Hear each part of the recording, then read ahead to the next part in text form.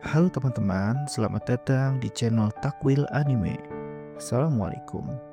Gue pecinta One Piece, dari kecil gue tumbuh bareng Luffy, ikut mimpi-mimpi jadi raja bajak laut. Tapi semakin gue dewasa, semakin gue sadar One Piece bukan cuma soal petualangan. Ada lapisan makna yang Oda sembunyikan rapat di balik tawa, air mata, dan lautan Grand Line. Hari ini gue mau ajak kalian menyelam, bukan ke Pulau Raftel, tapi ke dasar rahasia yang mungkin gak banyak orang tahu. Gue percaya di balik kisah Goldie Roger, Eiichiro Oda sebenarnya sedang menyampaikan kisah Nabi Muhammad SAW lewat alegori, lewat simbol, dan lewat tokoh yang tak sekedar legendaris.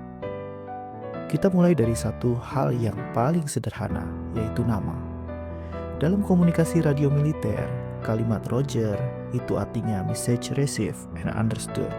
Artinya pesan diterima, tanpa diulang, tanpa diragukan. Kalau kita tarik ke dunia One Piece, Goldie Roger bukan cuma nama tokoh, dia adalah simbol dari penerima pesan langit. Roger adalah orang pertama dan satu-satunya yang mengetahui seluruh isi poneglyph dan sejarah dunia. Tapi anehnya, dia tidak bisa membacanya. Dia tahu bukan karena dia membaca, tapi karena dia mendengar suara dari segala sesuatu. Voice of everything. Dan dari sini kita mulai melihat cermin dari kisah yang lebih tua. Coba kita ingat sejarah saat Nabi Muhammad SAW pertama kali menerima wahyu. Malaikat Jibril berkata, "Iqra, bacalah." Dan Rasul menjawab, "Ma ana biqari." Aku tidak bisa membaca. Tapi di balik jawaban itu ada makna besar. Karena wahyu bukan hanya tentang huruf, tapi tentang jiwa yang siap menerima kebenaran.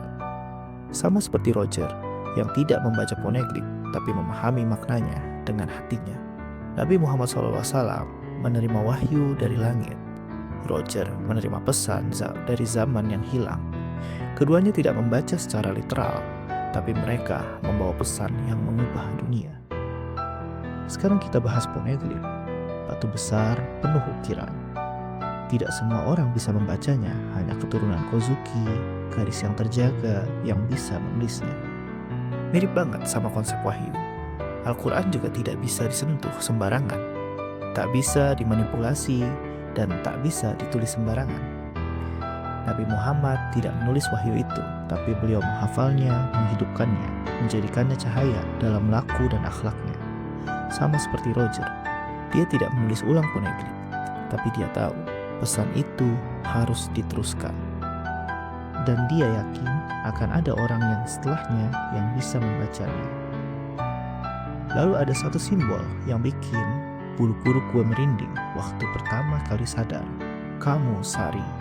Jurus terakhir Roger, satu tebasan yang tidak menghancurkan musuh, tapi membuka langit. Kalau kita pecah secara etimologi, kamu yang artinya adalah ilahi atau kami, dewa, dan Sari artinya keberangkatan atau pergi dan meninggalkan. Sehingga kamu Sari atau keberangkatan ilahi. Dan dalam sejarah Nabi, ada satu momen keberangkatan paling suci, yaitu Isra Mi'raj. Perjalanan Nabi ke langit naik bukan untuk bertempur, tapi untuk menerima perintah sholat. Roger, seperti Nabi, juga tidak tinggal untuk menguasai dunia. Ia pergi dengan satu pesan yang hanya bisa diteruskan oleh hati yang bersih. Jadi menurut gua, Eiichiro Oda sedang melakukan sesuatu yang luar biasa. Ia menyimpan kisah spiritual terdalam umat manusia di dalam dunia bajak laut. Di balik nama-nama, jurus, dan peta harta karun, Roger bukan hanya raja bajak laut. Ia adalah arkitipe Rasulullah SAW yang tidak membaca huruf tapi menyerap makna, yang tidak menaklukkan tapi membimbing, yang tidak meninggalkan kerajaan tapi meninggalkan pesan. Dan mungkin kalau kita cukup peka, kita akan sadar bahwa wahyu itu tidak selalu turun dalam bentuk kitab. Terkadang ia tersembunyi dalam cerita fiksi, menyamar sebagai legenda, dan menunggu ditemukan oleh jiwa-jiwa yang masih terus mencari. Ini adalah Takwil Anime, dan kalau kamu masih mendengarkan sampai akhir, mungkin suara itu juga sedang memanggilmu sekarang. Maka mulailah kalian, para pendengar cerita One Piece, berangkat dengan Kamusari itu. Terima kasih.